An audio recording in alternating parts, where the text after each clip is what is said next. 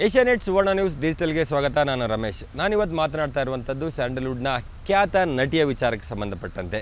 ಅಂದರೆ ಶುಭಾ ಪೂಂಜಾ ಅನ್ನುವಂಥ ಹೆಸರನ್ನ ಕೇಳದೇ ಇರುವಂಥ ಕನ್ನಡಿಗರು ಇರಲಿಕ್ಕೆ ಸಾಧ್ಯನೇ ಇಲ್ಲ. ಯಾಕೆಂದರೆ ಆಕೆ ನಟಿಸಿದಂಥ ಸಿನಿಮಾಗಳು ಸಾಕಷ್ಟು ಸೂಪರ್ ಡೂಪರ್ ಹಿಟ್ಗಳಾಗಿದೆ.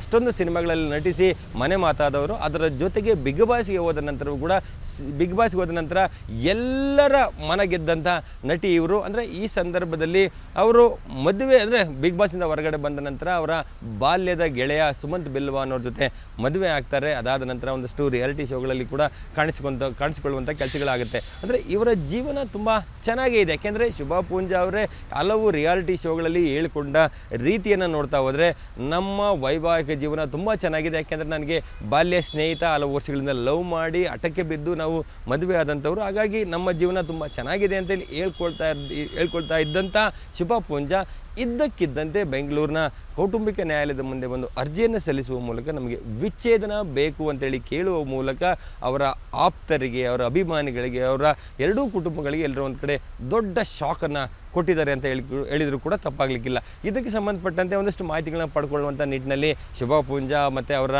ಗಂಡ ಸುಮಂತ್ ಬಿಲ್ಲೋ ಅವ್ರನ್ನ ಅವ್ರನ್ನ ಸಂಪರ್ಕ ಮಾಡಿ ಒಂದಷ್ಟು ಮಾಹಿತಿಗಳನ್ನ ಪಡ್ಕೊಳ್ಳುವಂಥ ಕೆಲಸಗಳನ್ನು ಮಾಡ್ತೀವಿ. ಆದರೆ ಶುಭಾ ಪೂಂಜಾ ಅವರು ಈ ಬಗ್ಗೆ ಯಾವುದೇ ಮಾಹಿತಿಯನ್ನು ಕೊಡಲಿಕ್ಕೆ ಅವರು ಸಿದ್ಧ ಇಲ್ಲ. ಆದರೆ ಸುಮಂತ್ ಬಿಲ್ಲೋ ಅವರು ನಾವು ಅರ್ಜಿಯನ್ನು ಸಲ್ಲಿಸಿದ್ದೇವೆ, ಯಾವ ಕಾರಣಕ್ಕೆ ಅರ್ಜಿಯನ್ನು ಸಲ್ಲಿಸಿದ್ದೇವೆ ಅನ್ನೋದನ್ನು ದಯಮಾಡಿ ಕೇಳಬೇಡಿ, ಅದು ನಮ್ಮ ಪರ್ಸ್ನಲ್ ಅನ್ನುವಂಥ ವಿಚಾರ ಕೂಡ ಹೇಳಿದರು. ಸೊ ಇದನ್ನು ನೋಡ್ತಾ ಹೋದರೆ ಅಂದರೆ ಈಗ ಈ ಅರ್ಜಿ ಜೂನ್ 2ನೇ ತಾರೀಕು ನ್ಯಾಯಾಲಯದ ಮುಂದೆ ಅರ್ಜಿ ಸಲ್ಲಿಕೆ ಮಾಡಿರುವಂಥದ್ದು. ನಿನ್ನೆ ಅಂದರೆ 3ನೇ ತಾರೀಕು ಕೋರ್ಟ್ ಮುಂದೆ ವಿಚಾರಣೆಗೆ ಬಂದಿದೆ. ವಿಚಾರಣೆಗೆ ಬಂದು ಇಬ್ಬರಿಗೂ ಕೂಡ ಒಂದು ನೋಟಿಸನ್ನು ಜಾರಿ ಮಾಡಿದೆ. ಜೂನ್ 10ನೇ ತಾರೀಕು ಇಬ್ಬರೂ ಕೂಡ ಕೋರ್ಟ್ ಮುಂದೆ ಹಾಜರಾಗಬೇಕು ಅಂತೇಳಿ ತಿಳಿಸಿರುವಂಥದ್ದು. ಅಂದರೆ ಸಾಮಾನ್ಯವಾಗಿ ಒಂದು ವಿಚ್ಛೇದನ ಕೋರಿ ಅರ್ಜಿಯನ್ನು ಸಲ್ಲಿಸಿದ ಸಂದರ್ಭದಲ್ಲಿ ಅದರಲ್ಲಿಯೂ ಕೂಡ ಮ್ಯೂಚುವಲ್ ಕನ್ಸೆಂಟ್ ಮೂಲಕ, ಪರಸ್ಪರ ಒಪ್ಪಿಗೆ ಮೂಲಕ ನಮಗೆ ವಿಚ್ಛೇದನ ಬೇಕು ಅಂತೇಳಿ ಅರ್ಜಿಯನ್ನು ಸಲ್ಲಿಸಿದ ಸಂದರ್ಭದಲ್ಲಿ ಇಬ್ಬರೂ ಕೋರ್ಟ್ ಮುಂದೆ ಬಂದು ತಾವು ಯಾವ ಕಾರಣಕ್ಕಾಗಿ ಈ ಅರ್ಜಿಯನ್ನು ಸಲ್ಲಿಸಿದ್ದೇವೆ, ತಮ್ಮ ವೈವಾಹಿಕ ಜೀವನವನ್ನು ಮುಂದುವರಿಸಲಿಕ್ಕೆ ಸಾಧ್ಯ ಇಲ್ಲ ಅನ್ನುವಂಥದ್ದನ್ನು ಕೋರ್ಟ್ ಮುಂದೆ ಹೇಳಬೇಕಾಗತ್ತೆ.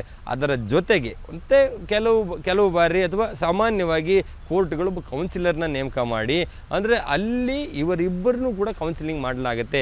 ಯಾವ ಕಾರಣಕ್ಕೆ ನೀವು ಅರ್ಜಿಯನ್ನು ಸಲ್ಲಿಸಿದ್ರಿ, ಏನು ಮಿಸ್ಅಂಡರ್ಸ್ಟ್ಯಾಂಡಿಂಗು, ಯಾಕೆ ನಿಮ್ಮ ವೈವಾಹಿಕ ಜೀವನವನ್ನು ಮುಂದುವರಿಸಿಕೊಂಡು ಚೆನ್ನಾಗಿ ಯಾಕೆ ಇರಬಾರ್ದು ಅನ್ನುವಂಥದ್ದು. ಮತ್ತು ಇಬ್ಬರನ್ನೂ ಕೂಡ ಒಟ್ಟಿಗೆ ಕೂರಿಸಿ ಮಾಹಿತಿಗಳನ್ನು ಅಥವಾ ವಿಚಾರಗಳನ್ನು ಕೇಳುವಂಥ ಸಂದರ್ಭದಲ್ಲಿ ಅಲ್ಲಿಯೇ ಹಲವು ಪ್ರಕರಣಗಳಲ್ಲಿ ಅವರ ಸಮಸ್ಯೆಗಳು ಬಗೆಹರಿದು ಮತ್ತೆ ಒಂದಾಗಿ ಮನೆಗೆ ಹೋದಂಥ ಉದಾಹರಣೆಗಳು ಕೂಡ ಇದೆ. ಆ ಒಂದು ಪ್ರಯತ್ನವನ್ನು ಸಾಮಾನ್ಯವಾಗಿ ಈ ಕೌನ್ಸಿಲರ್ ಮೂಲಕ ಮಾಡಲಾಗುತ್ತೆ.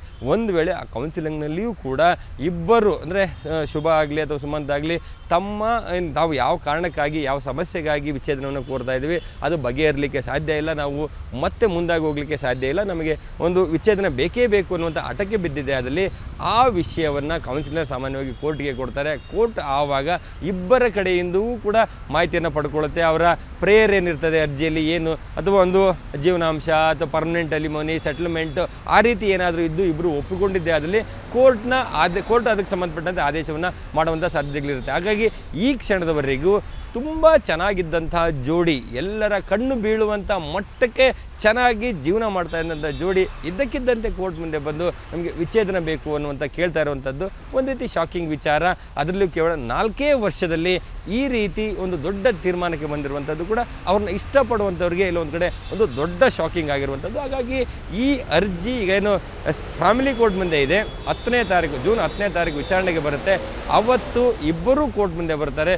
ಕೋರ್ಟ್ ಮುಂದೆ ಬಂದು ಸಮಸ್ಯೆಯನ್ನು ಬಗೆಹರಿಸಿಕೊಂಡು ಅಥವಾ ತಮ್ಮ ಮಿಸ್ಅಂಡರ್ಸ್ಟ್ಯಾಂಡಿಂಗ್ ಅಥವಾ ಏನೋ ಸಮಸ್ಯೆಗಳನ್ನು ಬಗೆಹರಿಸಿಕೊಂಡು ಅದನ್ನು ಅರ್ಥ ಮಾಡಿಕೊಂಡು ಒಂದಾಗಿ ಮನೆಗೆ ಹೋಗ್ತಾರಾ, ಅಥವಾ ಹಠಕ್ಕೆ ಬಿದ್ದು ಅಥವಾ ತಮ್ಮ ನಿರ್ಧಾರಕ್ಕೆ ಬದ್ಧರಾಗಿ ವಿಚ್ಛೇದನ ಪಡ್ಕೊಂಡೇ ತೀರ್ತೀವಿ ಅನ್ನುವಂಥ ಹೇಳಿಕೆಗಳನ್ನು ಕೊಟ್ಟು ಆ ನಿಟ್ಟಿನಲ್ಲಿ ಕೋರ್ಟ್ ಪ್ರಕ್ರಿಯೆಯನ್ನು ಮುಂದುವರಿಸ್ತಾರೆ.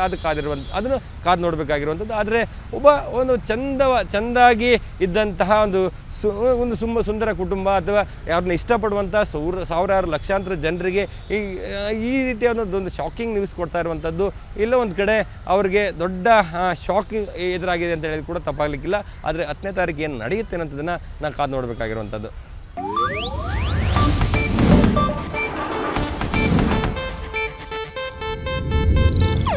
ಇದು ಏಷ್ಯಾನೆಟ್ ನ್ಯೂಸ್ ನೆಟ್ವರ್ಕ್ ಪ್ರಸ್ತುತಿ.